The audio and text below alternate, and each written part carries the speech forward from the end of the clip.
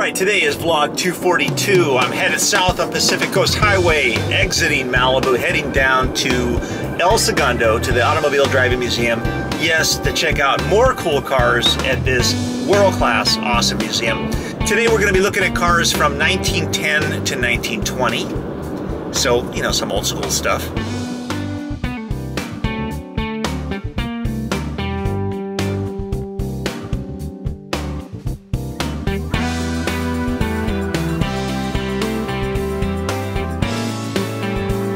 Today is day one in the Mitsubishi Outlander. So far so good. Not too bad for one of the cheaper type of SUVs. This one is all-wheel drive, which is kind of a plus. We'll see how it performs over the next few days. We do have a Camaro coming in on Monday, so I'm going to be driving that quite a bit. But I do like this large pane sunroof. Very cool.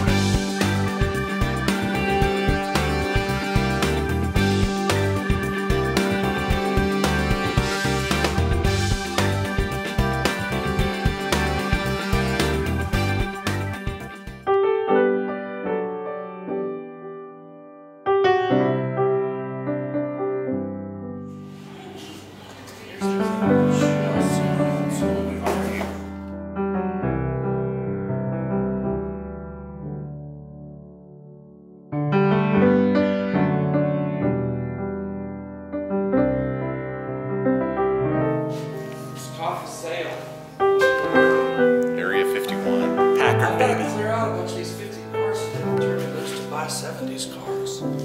All right, we're at the Automobile Driving Museum today to not only drive something really cool, which I think is going to be this Packard back here, but we're going to check out cars from 1910 to 1920 with Greg, who is now preparing this Packard. What do you got to say, Ken? He's good. He's going to restore it in like 5 minutes and be ready to go. Top notch. This is considered Area 51, so we're not allowed to show you anything that is in here. If you happen to see it by accident,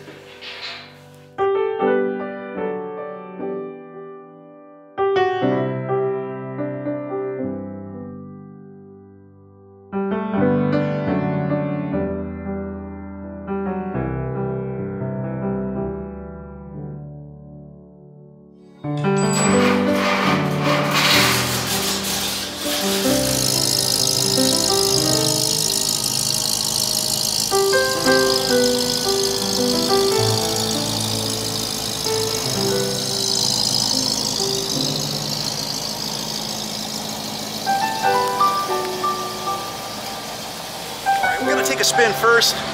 This is a Packard, a 1953 Packard Patrician. We're gonna go for a drive.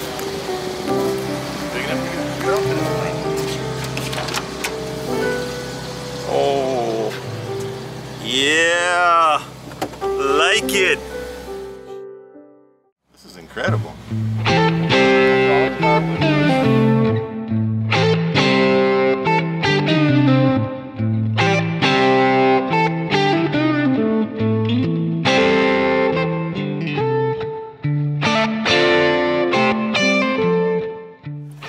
So there's indications that this was a police detective's car, according to reports from Greg, who's now sitting in the back. And wow, we just stepped back in time severely. 53? Yeah, 50. The brakes are a little different. She's a little more needy. than most ladies. She's been running these roads a long time. Right. And she doesn't get out much either. This, that's a real horn. You don't want to be booking too fast in this thing and have to really slam on the brakes. No. No. I just want to prove. What do you think this weighs? 42? Yeah. 4,200? Yeah, I was going to say close to 5, but Yep. especially with us in it. Oh.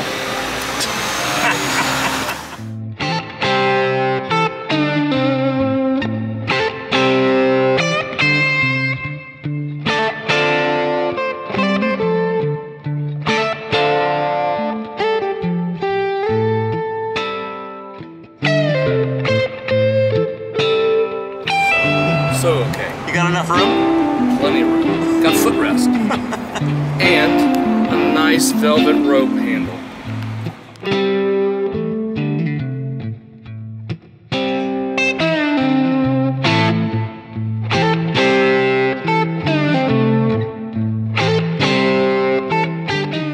Spectacular. Spectacular. Incredible car.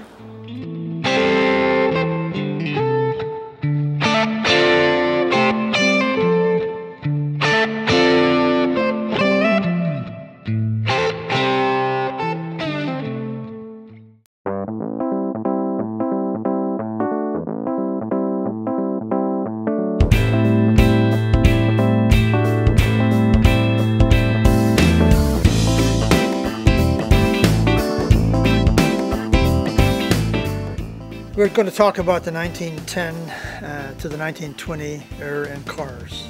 Okay, it was a pretty exciting era to be in. A lot of changes were made from 1910 to 1920 in all of the car makes that were available at the time. 1914 Saxton, a 1915 Model T, a 1916 Packard, and a 1915 Franklin. At the Automobile Driving Museum here we have docents. A docent's job is to meet and greet the visitors to our museum, give them a tour of the museum itself, and then talk about the individual cars, stay with them and answer their questions. You enjoy doing that? I do enjoy doing that. What was your business before this? I was as an aerospace technician before I came to this museum, and I've been here for about 10 years and I enjoy it. Okay, in the museum we have the first car we're going to talk about is the 1916 Packard Twin Pack 6, which it's called Twin Pack 6. It's a very luxury car in its day, and it has, the engine is a Twin Pack 6, known as 2 engines on 1 crankshaft with the separate distributors and a single carburetor. And the particular car we're talking about was made for a gentleman named Harding in Chicago, who came off the production line. He got it, and he modified it somewhat. When we bought it back from him, we brought it back to original.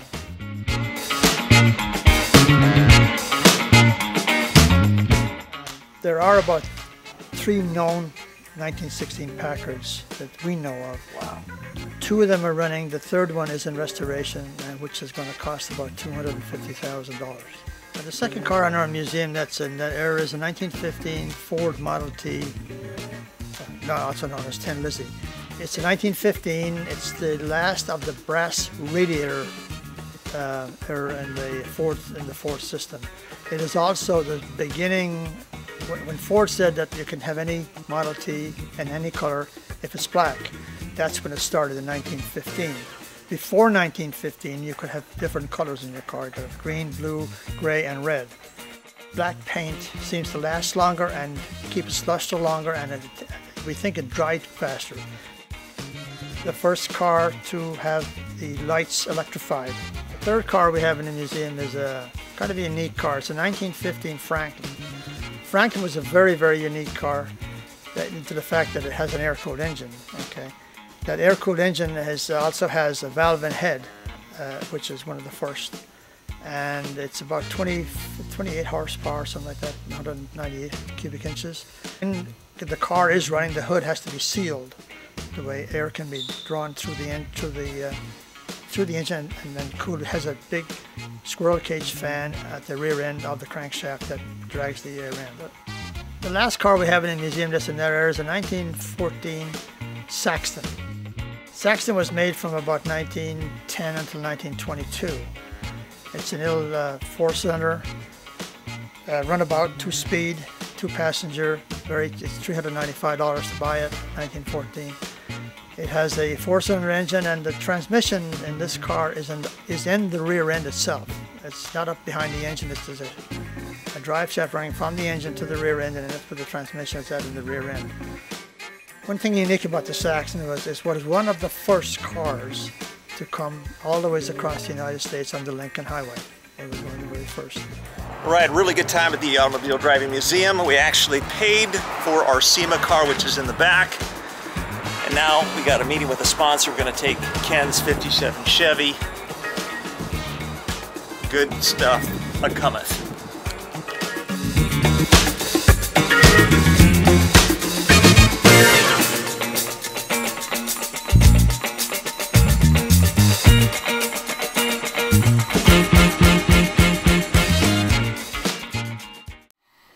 really good day today.